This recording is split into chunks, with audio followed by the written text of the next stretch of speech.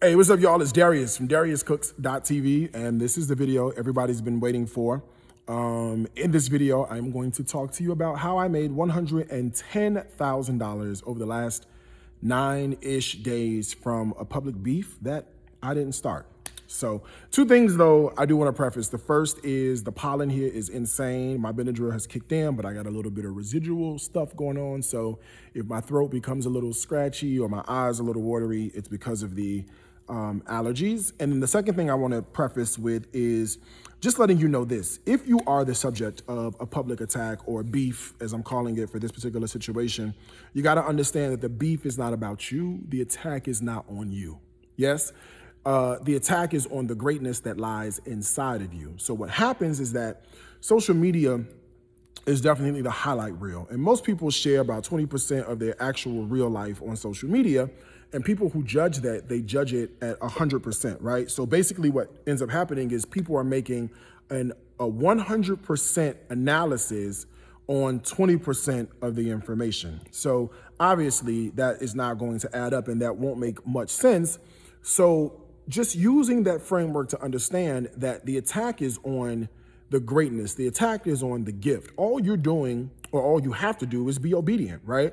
All you got to do is just put your head down, do your work, and when you become great, people will attack the greatness because they feel intimidated, because they want the spot that you're in, because they don't feel like you deserve it, or whatever the case might be.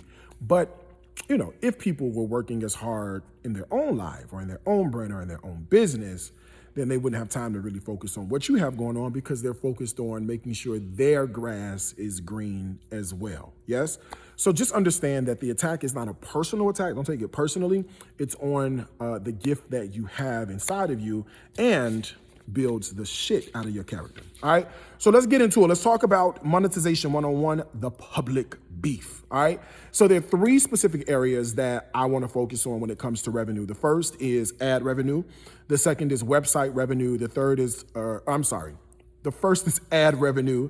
The second is product revenue. And then the third is going to be a term I'm going to coin called brand revenue. All right? So we got ad revenue, product revenue, and brand revenue. So ad revenue is interesting and important because this is just residual money that you can make just by posting your content or being great at what you do.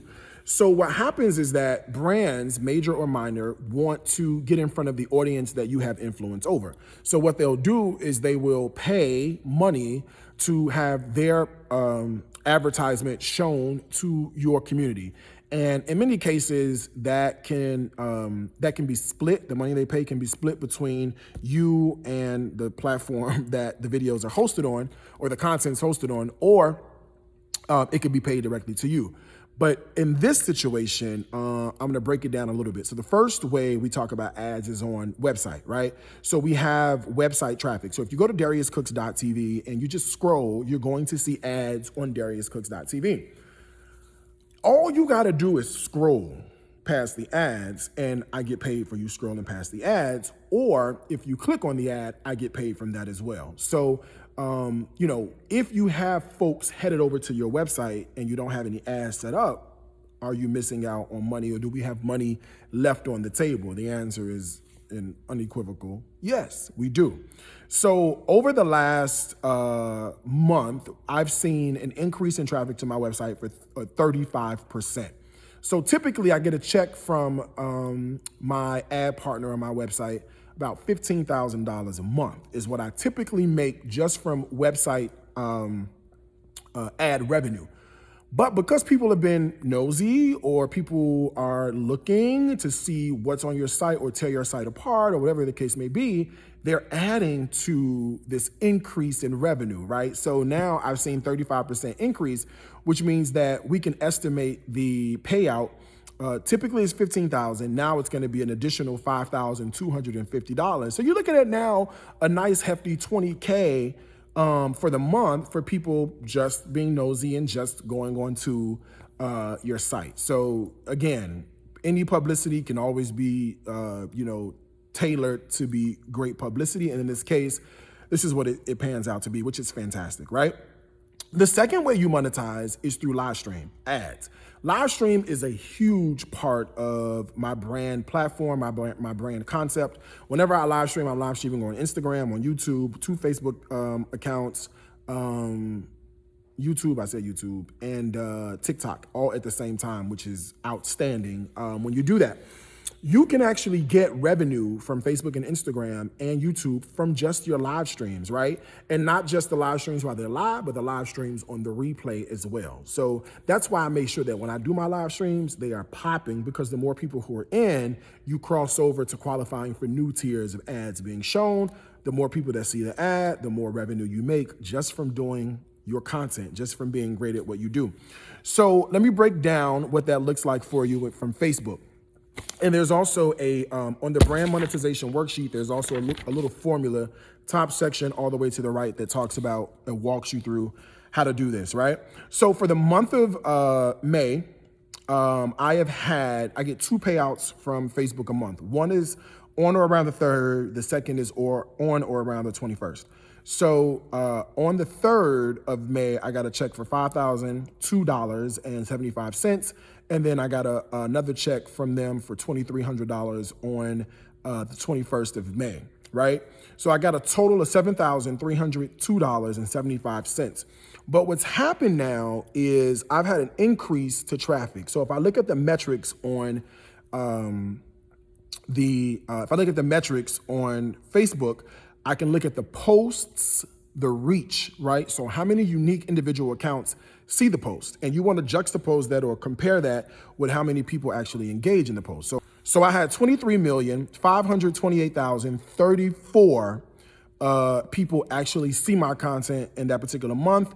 The engagement was 3,529,205. Those are likes, shares, comments, things like that. That's 3.5 million. So if you do the calculation, it's about 14.9 or 15%. So 15% of the people who come across your content are super engaged with your content to the point that they feel compelled to engage, to act, to share with, to commune, right?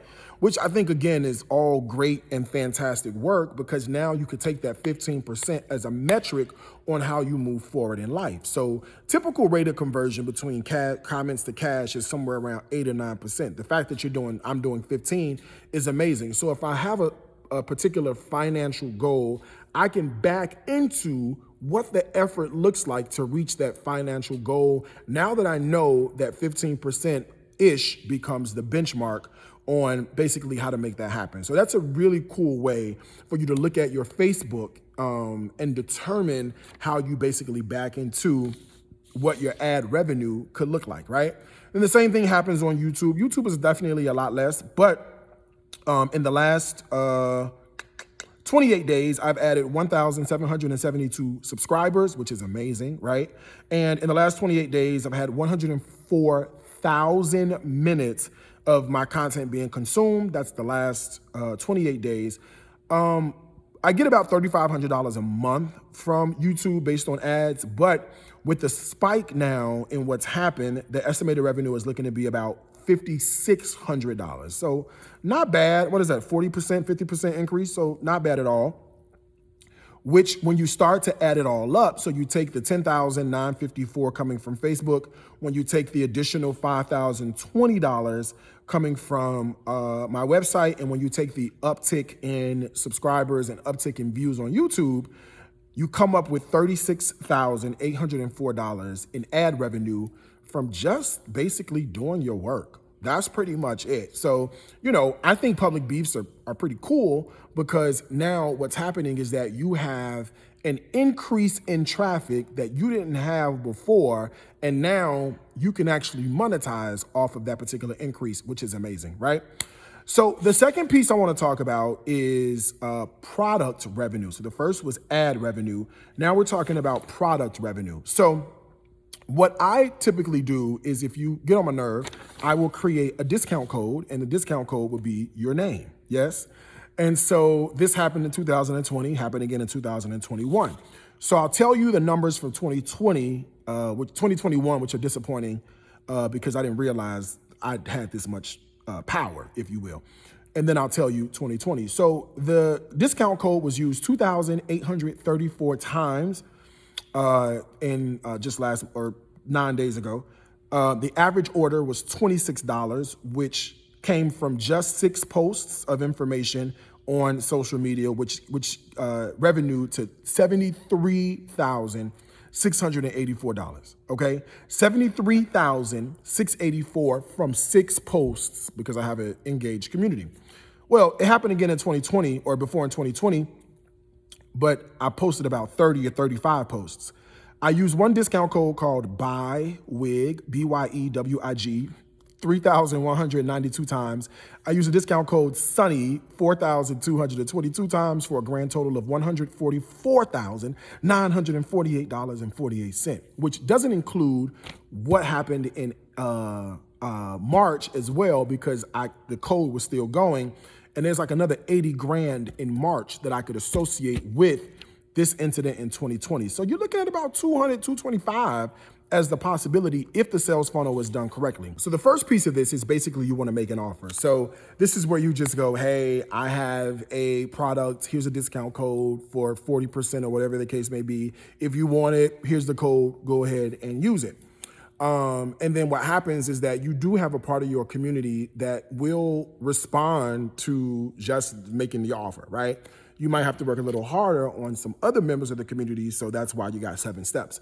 The second one is important because you need to allow the offer to breathe, right? So if you post it, at 10 a.m., don't post the second one at 10:05, right?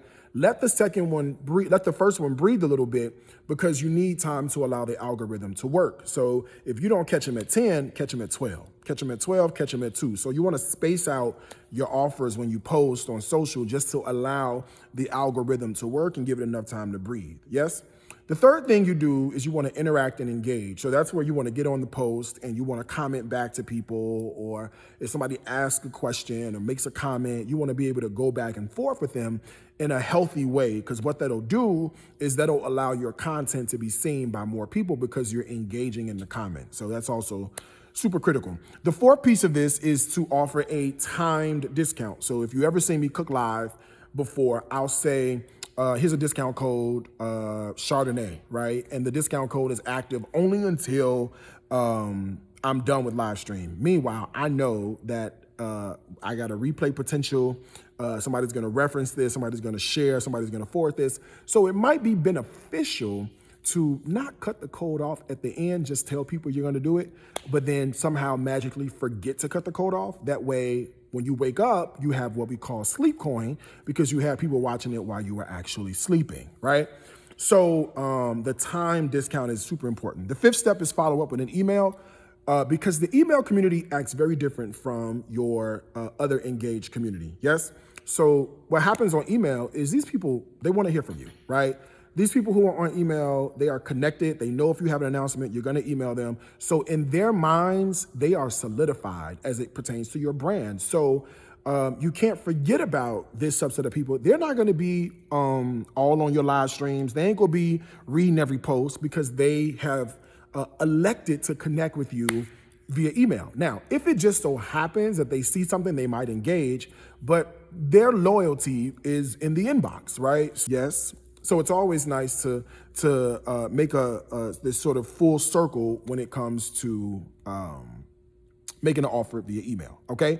The fifth step is, or the sixth step is, you wanna plan to close, right? So you wanna let people know, hey, the discount code's coming to an end, so if you haven't acted, act now, because in 48 hours, this deal will be no more.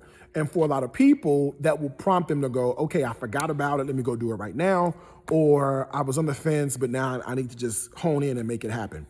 And then the seventh step is to extend the offer with a deeper discount. So, we've seen this happen before where, you'll offer the discount, people will act, right? But then you got some people that's like, oh, no, I'm a little shaky about this. So what you say is, okay, great. I didn't get you at 40%. Let me get you at 50%. So I'm going to offer you a 50% discount, and I'm going to extend this deeper discount, but this is only for, the next 24 hours. That's it, right? And then that'll prompt some of those people to also go, you know what? Sign me up real fast. Let me get this 50%. I can't go wrong. So at least you're generating some level of income, some level of revenue from this sales funnel. Now, before I move on to the last piece, I do want to explain what a sales funnel is, because for a lot of people, they get really shaky when you start saying things like sales funnel. Like, what does that even mean?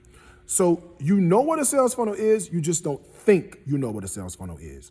When you go to McDonald's and you say, I'm hungry, I'm gonna go get a cheeseburger, you go to McDonald's, you order a cheeseburger. What'll happen is that the person will come back to you and say, oh, cheeseburger, great. Did you want fries and a drink with that? You can get it for $1.19 more. So you go, $1.19. Okay, great. I'll take it. Yeah, add that to the tab. And then they'll come back to you and they'll say, okay, that's a small drink and a small fry for an additional 92 cents. We can supersize it for you. And you go, oh, okay, I'll take that. By the way, we're having a special on dessert, 2 apple pies for $1.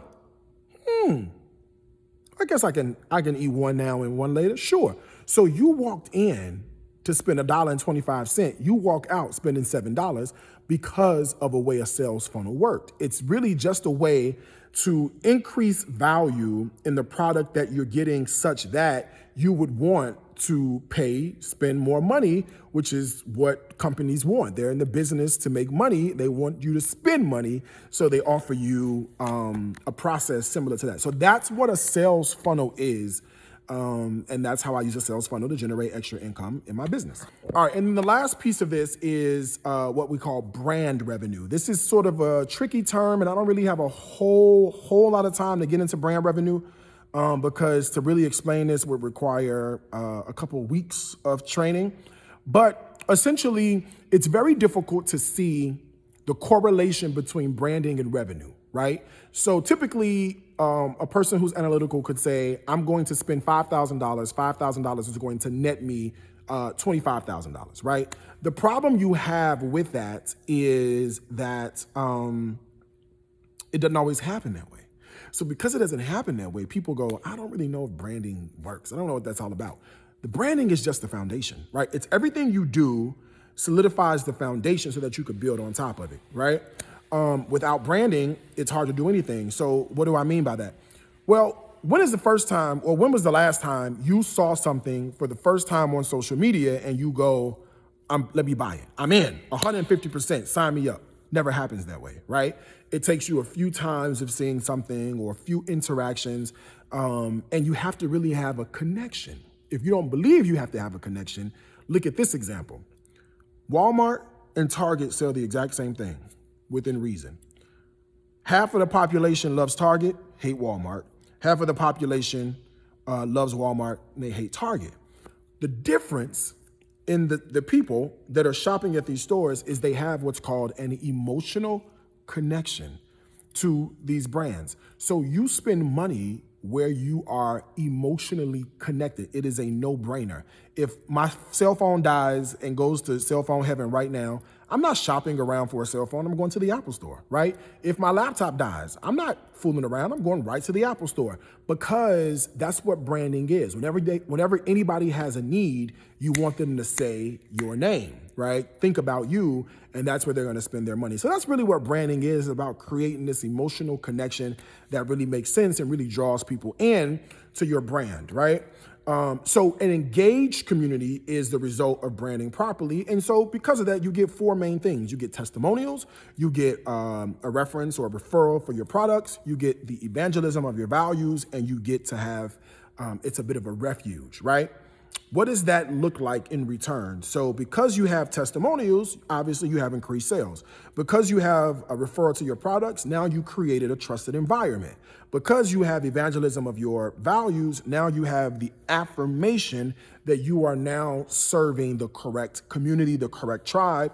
And because there is now a refuge, people now have a sense of belonging, and they have stock in the brand that goes on. When that happens, you have an engaged community. Whatever it is you offer, your community is going to buy it. Whatever it is you're offering to assist, your community is going to accept it, right? Because you spent time building this brand, building this foundation, and really all it does is softens the selling environment, right? So using these key metrics, or these 3 key tools, ad revenue, product revenue and brand revenue, I was able to generate $110,000 at least. There's no way to really measure your brand revenue, but generating 110K from a public beef that I didn't even start. You know what I'm saying? So I wonder what happens if I did start a beef. Where would that put me? But I don't really got time because I have cookbooks that need to be packed up. So anyway, I wanted to walk you through that. Glad we had a chance to spend this time together. If you have comments, leave them below. This video is gonna be posted everywhere. So as I see them, I'm gonna do my best to get in there and respond to you guys and pretty much go from there. But there's two things I wanna tell you, as I always do. Yes, food is my life. Life, it's my food, y'all. Until next time, I gotta wish you a happy cooking and making some damn money. From my heart to yours. Bye, y'all.